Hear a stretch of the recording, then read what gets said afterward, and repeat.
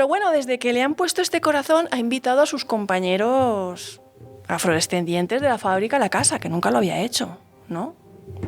Y yo he notado un cambio en eso, ¿no? Que él no lo admitiría nunca, pero sí. Y bueno, y otra cosa, no deja de escuchar y tararear música clásica y dice que no sé dónde la ha aprendido. O sea, esas piezas, ¿cómo las sabe? ¿Por qué las tararea? Dice, y está horas y horas escuchando música clásica. Pero eso no creo que sea del donante, porque era negro, dice la mujer. Y en todo caso le gustaría el rap, dice. ¿Ok? Aquí haciendo gala de los prejuicios que tenían al respecto.